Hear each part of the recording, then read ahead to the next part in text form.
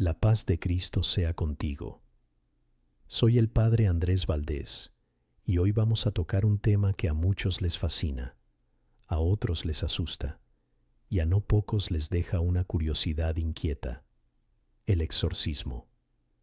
Basta pronunciar la palabra para que aparezcan en la mente escenas de cine, una habitación oscura, golpes en las paredes, luces que titilan, una voz que no parece humana, un sacerdote sudando con el crucifijo en alto y un combate que dura una noche y termina con un grito final.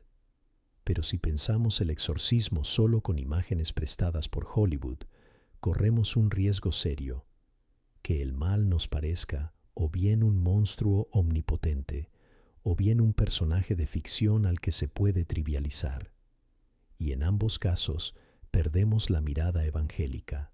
Quiero que hoy caminemos con calma, como católicos que creen y también disciernen, porque la Iglesia no vive de sensaciones, sino de verdad. El exorcismo no es un espectáculo de terror, ni una técnica secreta, ni un atajo para resolver problemas complicados. Es una oración oficial de la Iglesia, una súplica y, en ciertos casos, un mandato pronunciado en el nombre de Jesucristo para pedir la liberación de una persona del influjo del maligno. No es magia, no es un hechizo santo, es la autoridad de Cristo actuando en su Iglesia, siempre bajo obediencia, siempre con prudencia, siempre con respeto por la dignidad de quien sufre. Y aquí aparece el primer mito que conviene desmontar: la idea de que la posesión es frecuente, como si el demonio estuviera a la vuelta de cada esquina, esperando que uno pise una grieta para entrar. La experiencia pastoral y la enseñanza de la Iglesia muestran algo mucho más sobrio. El modo ordinario de actuar del enemigo no es lo espectacular, sino lo cotidiano. La tentación, el engaño, la división, el pecado que se normaliza, la oración que se abandona, la confesión que se pospone.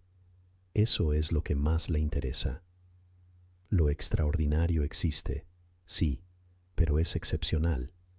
Y cuando existe, la Iglesia lo toma con una seriedad que el cine rara vez muestra. Segundo mito: pensar que el exorcismo es una especie de duelo personal entre un cura valiente y un demonio muy fuerte.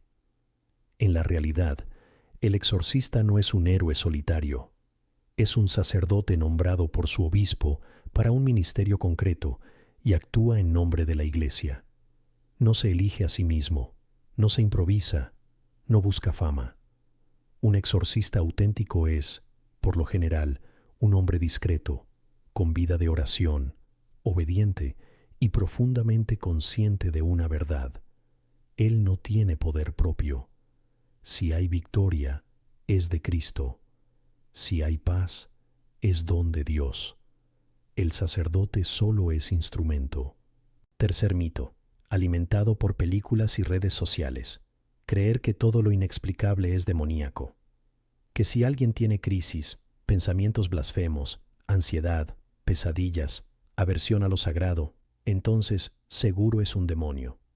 No. La Iglesia insiste en algo fundamental. Antes de hablar de acción extraordinaria del maligno, hay que descartar causas naturales, no por falta de fe, sino por respeto a la verdad y al bien integral de la persona. Hay sufrimientos que piden ayuda médica, psicológica, psiquiátrica, y pedir esa ayuda no es negar lo espiritual, es reconocer que Dios también obra a través de los medios humanos. El diablo se aprovecha de la confusión. Cristo, en cambio, ilumina con discernimiento. El cine, sin embargo, necesita impacto. Por eso acelera procesos, simplifica diagnósticos, exagera signos. En una película, el sacerdote llega, mira 2 minutos y ya sabe. En la vida real, la Iglesia escucha largo, pregunta por la historia, por la fe, por la vida sacramental, por heridas, por vínculos, por prácticas de ocultismo si las hubo, por el estado emocional, por tratamientos. En una película, el ritual parece una fórmula que funciona si se pronuncia con fuerza. En la realidad, el centro es la fe en Cristo, la perseverancia, la verdad que libera, la gracia que sana y el corazón que se abre a Dios. Aquí quiero detenerme en algo delicado: la fascinación. A veces alguien se acerca y me dice: Padre, vi tal filme y me quedé enganchado. Quiero saber más. Quiero escuchar historias. Hermano, hermana, hay una curiosidad que edifica y hay otra que nos vuelve vulnerables. El mal no se estudia como quien colecciona datos morbosos. La Iglesia habla del demonio lo necesario, sin negarlo, pero sin concederle el protagonismo que solo corresponde a Dios. Si tu fe se alimenta más de relatos oscuros que del Evangelio, algo se desordena por dentro. Y ese desorden, aunque parezca inocente, puede enfriar la confianza, porque la gran pregunta no es ¿qué tan fuerte es el demonio?, sino ¿qué tan fiel es Cristo? Y la respuesta es la que sostiene a la Iglesia desde siempre: Cristo es Señor. Su cruz es el gran exorcismo de la historia, la victoria definitiva sobre el pecado y la muerte. Todo lo demás, incluida la oración de exorcismo, es participación concreta en esa victoria, aplicada a una vida real, a una herida real, a una persona real que Dios ama.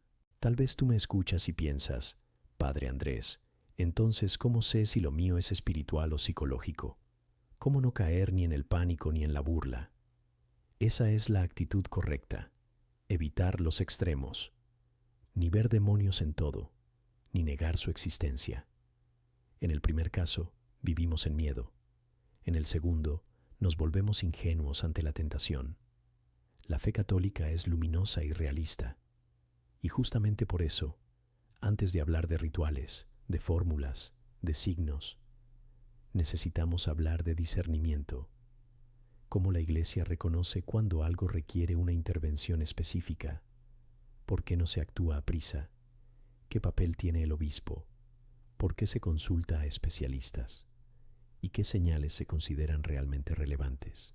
Así que, para pasar del mito y del cine a la práctica verdadera, vamos a entrar en esa puerta silenciosa donde casi nunca entra una cámara: el proceso de acompañamiento y discernimiento.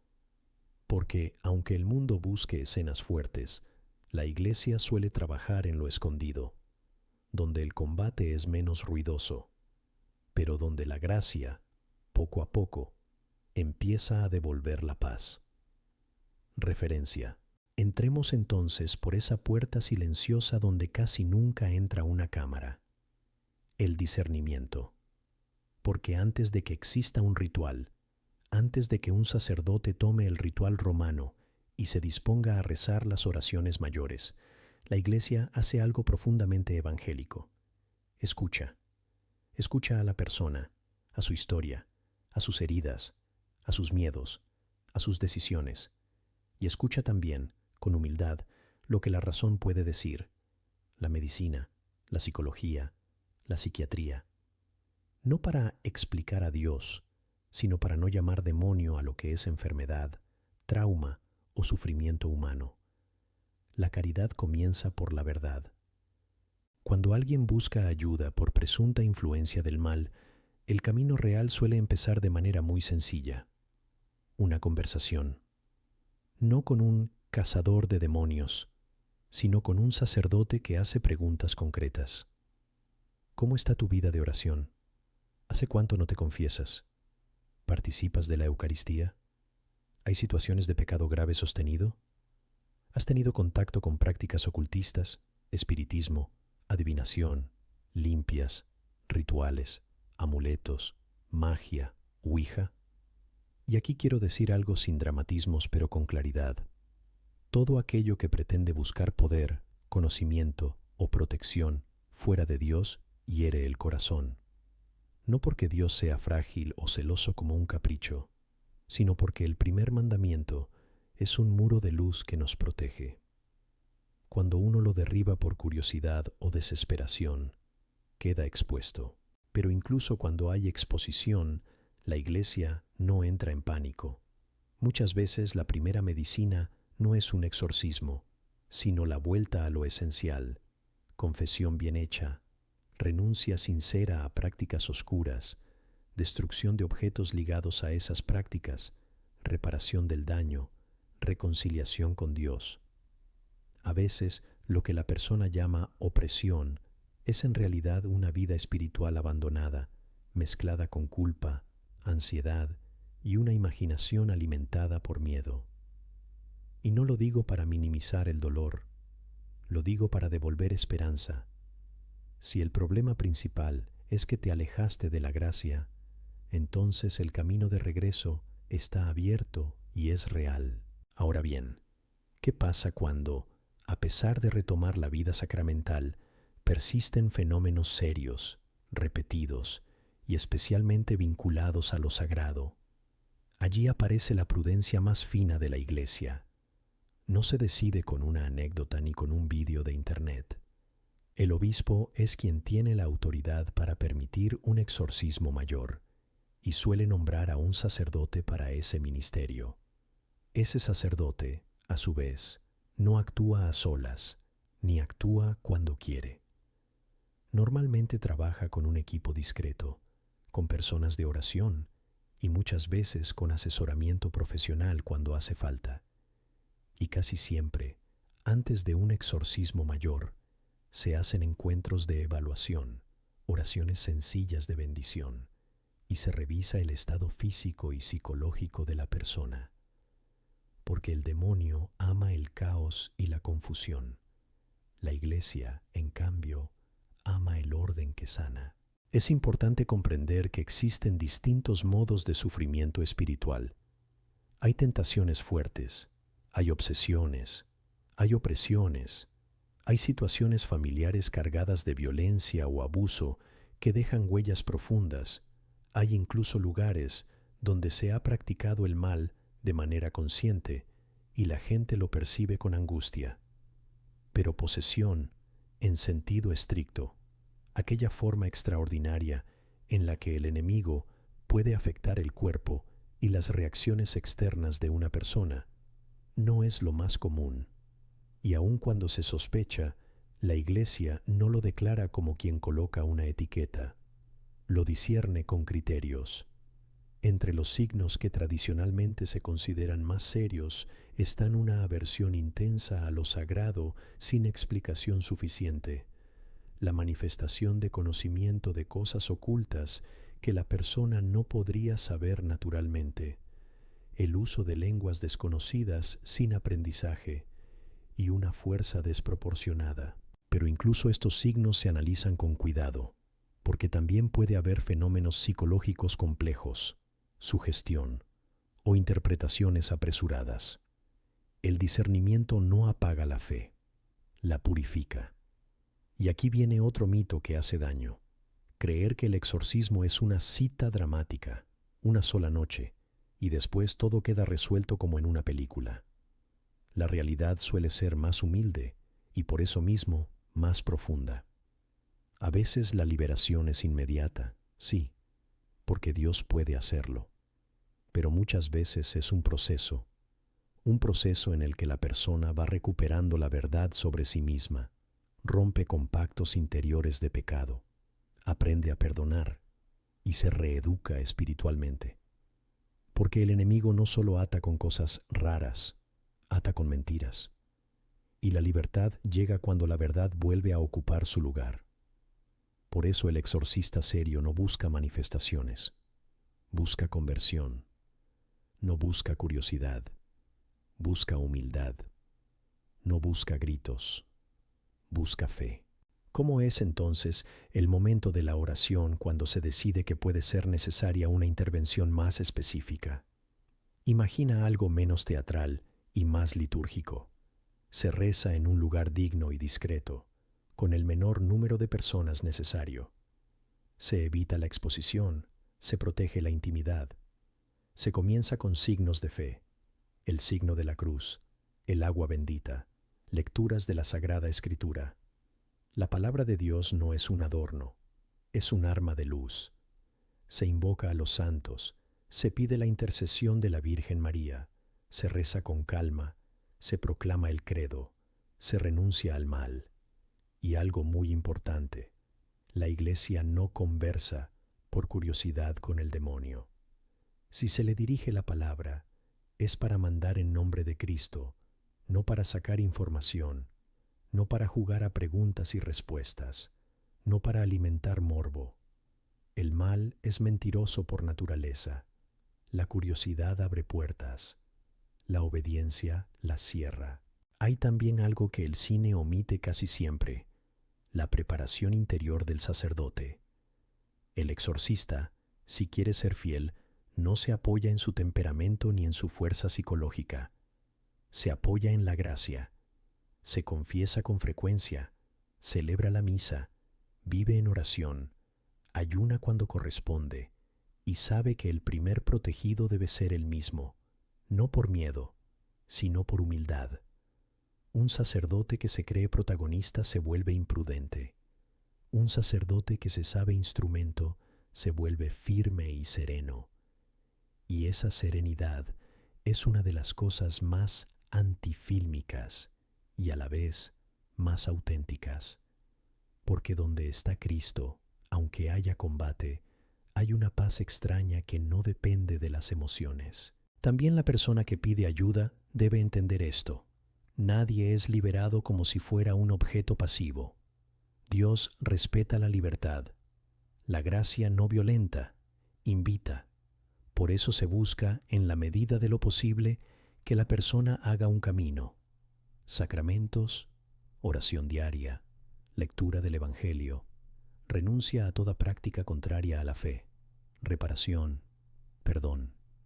A veces, el obstáculo más grande no es una presencia exterior, sino una herida interior no entregada a Dios, o un odio guardado durante años, o una adicción que se protege con excusas. Y aquí digo algo que puede doler, pero salva. Ningún rito reemplaza una vida entregada. Si alguien pretende un exorcismo para seguir viviendo igual, no entiende lo que pide.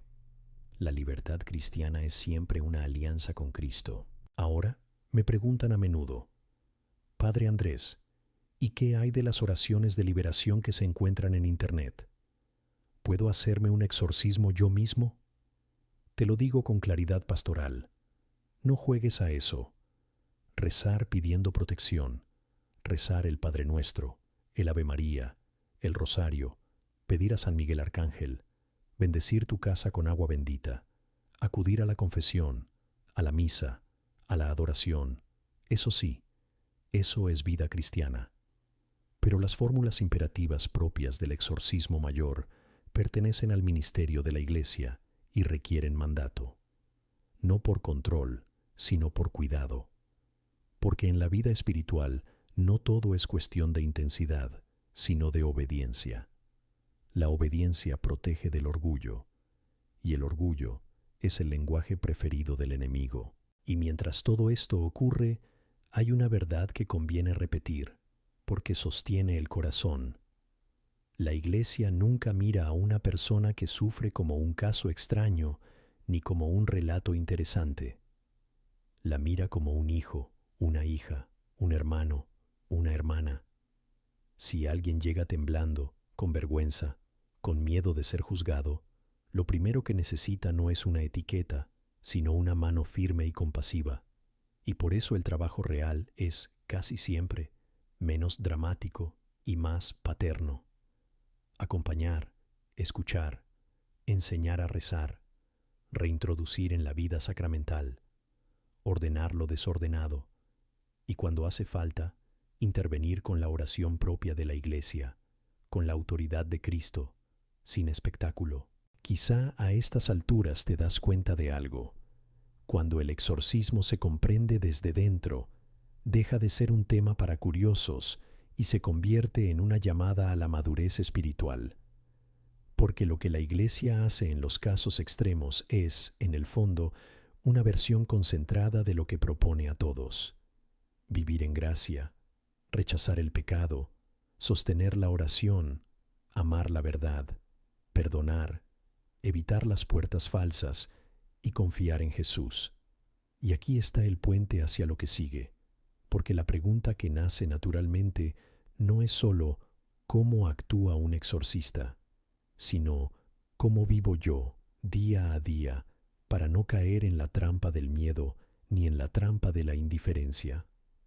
Y eso nos lleva del cuarto cerrado del discernimiento a tu casa, a tu rutina, a tu móvil, a tus conversaciones, a tus heridas, a tus decisiones pequeñas, donde la batalla espiritual es más silenciosa, pero también más constante, porque ahí, en lo cotidiano, la batalla espiritual es más silenciosa, pero también más constante. Y quizá por eso es más peligrosa, no porque sea más fuerte, sino porque se vuelve normal. El enemigo no necesita un espectáculo si consigue que tu corazón se enfríe sin que te des cuenta, como una casa que pierde calor con las ventanas apenas entreabiertas. Una rendija hoy, otra mañana, y un día te descubres cansado de rezar, indiferente ante el pecado, sin hambre de Eucaristía, sin deseo de confesarte. Y entonces muchos dicen, Padre, siento oscuridad, y yo como pastor no te señalaré primero al demonio, sino a la fuente que quizá dejaste de frecuentar. Cristo vivo, presente, cercano, esperándote. Mira cómo suele actuar la tentación. Rara vez llega diciendo, voy a destruirte. Llega diciendo, no pasa nada. No pasa nada si hoy no rezas. No pasa nada si guardas ese rencor. No pasa nada si te alimentas de pornografía. Total, nadie lo sabe. No pasa nada si mientes un poco. No pasa nada si te vuelves cínico. Son frases pequeñas que parecen inofensivas, pero van debilitando el alma. Y cuando el alma se debilita, el miedo crece. Porque el miedo no nace solo de lo que está afuera, nace de no estar agarrados de la mano de Dios. Por eso quiero llevarte, con sencillez, a una pregunta muy práctica. ¿Dónde está tu corazón en un día común? ¿Qué entra por tus ojos? ¿Qué alimenta tu imaginación? ¿Qué palabras sueltas en tu casa? ¿Qué conversaciones toleras? Porque la vida espiritual no es un laboratorio extraño. Es tu cocina, tu trabajo, tu matrimonio, tus amistades, tus decisiones en la soledad. Allí se decide si el Evangelio es una idea bonita o una fuerza que te sostiene. Hay un campo donde el enemigo trabaja con paciencia, la división. Divide a los esposos con orgullo, divide a los hermanos con heridas antiguas, divide a la comunidad con chismes, divide al joven con doble vida. Y la división tiene un sabor justificado. Yo tengo razón, yo fui el herido, yo no voy a pedir perdón. Pero el Evangelio es claro, quien no perdona se encadena. No te digo que perdonar sea fácil, a veces duele como una cirugía. Pero también te digo, por experiencia de confesionario, que muchas cadenas que la gente cree misteriosas se rompen cuando el corazón pronuncia una frase humilde. Señor, en tu nombre elijo perdonar, aunque todavía me cueste. El enemigo odia esa frase porque desarma su terreno favorito. Otro campo es la desesperanza. Cuando alguien sufre, cuando tiene ansiedad, cuando arrastra un pecado repetido, puede escuchar dentro: tú no cambias, tú ya no tienes remedio, Dios está cansado de ti. Eso es mentira, y aquí quiero que me escuches con atención. El enemigo no solo tienta a pecar, tienta a creer que Dios no perdona. Te empuja a la vergüenza estéril, esa que no conduce a la confesión, sino al escondite. Cristo, en cambio, ilumina la vergüenza para transformarla en arrepentimiento y el arrepentimiento en paz. Por eso la confesión es tan poderosa, no porque sea un rito psicológico, sino porque allí sucede algo real, objetivo, sobrenatural. Allí el pecado queda roto por la gracia y el alma respira. Cuando hablamos de protección espiritual, muchos imaginan amuletos, fórmulas, objetos. Y aquí conviene ser claros, la fe católica no es superstición. Un crucifijo no es un talismán, es un signo de amor y victoria. El agua bendita no es magia, es oración de la Iglesia y memoria de tu bautismo. Una medalla no es un seguro, es una invitación a vivir bajo el manto de María. Si usas esos signos con fe, con vida sacramental, con deseo sincero de Dios, se vuelven recordatorios vivos, como manos que te vuelven al centro. Pero si alguien pretende reemplazar la conversión por objetos, cae en una trampa. El enemigo no teme los objetos, teme un corazón que se rinde a Cristo. Y aquí, sin hacerte un discurso complicado, te digo lo esencial que la Iglesia ofrece a cada bautizado. La Eucaristía, celebrada y adorada, es el lugar donde el Señor fortalece el alma. Cuando recibes a Jesús en gracia, entras en una intimidad que el mal no soporta. La palabra de Dios, leída con humildad, ordena los pensamientos, limpia la mente, desenmascara la mentira. La oración diaria, incluso breve, te mantiene en vínculo con el Padre. Y la vida comunitaria te protege de la soledad enfermiza donde la tentación se vuelve más fuerte. No necesitas ser un experto para vivir así. Necesitas fidelidad sencilla. También quiero hablar de algo que hoy es muy actual: el consumo de contenidos, películas, series, videojuegos, redes.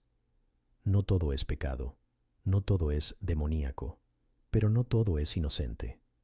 Hay contenidos que dejan inquietud, que abren fascinación por lo oscuro, que normalizan el ocultismo como entretenimiento o estética.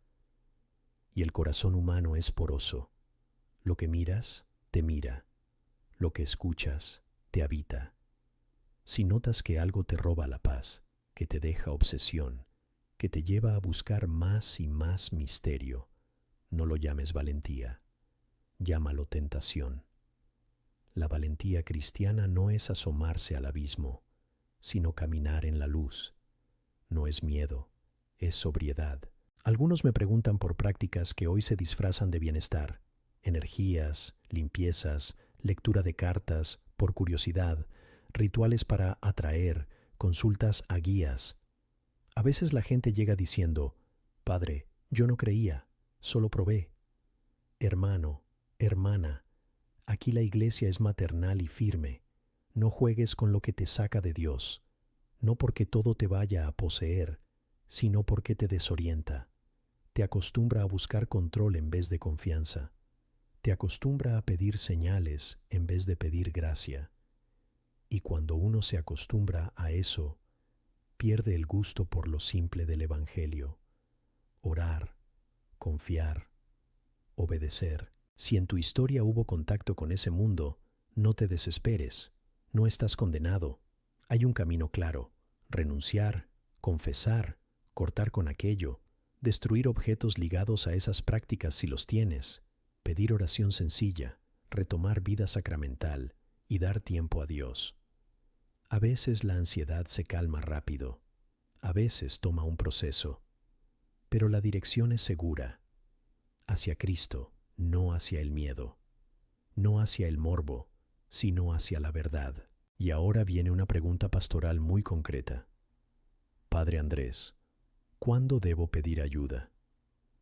Te respondo con delicadeza: cuando sientas que estás sobrepasado y no puedes sostenerte solo, cuando haya fenómenos persistentes que te angustian, cuando notes una reacción desproporcionada y constante frente a lo sagrado, cuando haya historias de ocultismo serio, cuando el miedo te domine y no logres recuperar la paz. Pero incluso entonces, el primer paso no es buscar en Internet, ni autodiagnosticarte, ni correr detrás de supuestos liberadores. El primer paso es hablar con tu párroco o con un sacerdote prudente. La Iglesia camina contigo, y si se necesita un discernimiento más específico, se hará con orden. Si se necesita apoyo psicológico o médico, también se hará. porque Dios quiere tu bien completo. Quiero insistir en algo que te va a dar aire. No vivimos a merced del mal. El demonio no es un antidios, es criatura caída. Puede tentar, puede engañar, puede presionar, pero Cristo es Señor. Cuando uno olvida eso, empieza a vivir como si el centro fuera el enemigo. Y eso ya es una victoria para él. Que pienses más en su poder que en la misericordia de Dios. La Iglesia, cuando habla de exorcismo, no lo hace para darte miedo, sino para recordarte una verdad. Hay combate, sí, pero el final está escrito por la resurrección, y esa resurrección se hace cercana en cosas simples. En un padre que bendice a sus hijos antes de dormir. En un matrimonio que reza un Ave María cuando discute. En una joven que apaga el móvil y abre el Evangelio 5 minutos. En un hombre que se confiesa después de años.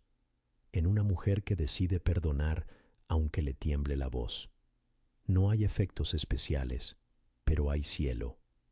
Y te lo digo con el corazón de sacerdote. Esas son las liberaciones más hermosas, las que no salen en ninguna película, las que cambian una vida entera. Quizá después de escuchar todo esto, te queda una imagen más clara. El exorcismo no es el centro. El centro es Jesús. La Iglesia no juega con la oscuridad, proclama la luz. No niega la existencia del mal, proclama una victoria más grande. Y cuando necesita orar con autoridad por una persona, lo hace con respeto, discreción y obediencia, sin espectáculo, sin curiosidad, sin convertir el dolor en entretenimiento. Porque quien sufre no es un personaje, es un hijo amado de Dios. Permíteme terminar como comenzamos, con paz. Si este tema te inquieta, entrégaselo al Señor. No alimente tu corazón con miedo. Aliméntalo con gracia. Y ahora desde aquí quiero orar por ti, sin teatralidad, como Padre que acompaña. Señor Jesús, tú que venciste en la cruz y resucitaste glorioso, mira a quien me escucha. Si hay miedo, derrámale tu paz. Si hay pecado, regálale el deseo de volver a ti. Si hay heridas antiguas, toca con tu misericordia lo que nadie ve. Protege su casa, su mente, su corazón, no con superstición, sino con tu presencia. Enséñanos a vivir en la luz, a amar la verdad, a perdonar, a perseverar en la oración, a buscar los sacramentos con hambre de cielo, y que María, tu Madre, cubra con su manto a cada familia, para que el enemigo no encuentre división donde tú quieres comunión. Amén. Y ahora, hermano, hermana, sigue tu día con una certeza tranquila. No estás solo. La Iglesia camina contigo, y Cristo, que es Señor, no pierde a los suyos. Que el Señor te bendiga, te guarde y te conceda su paz.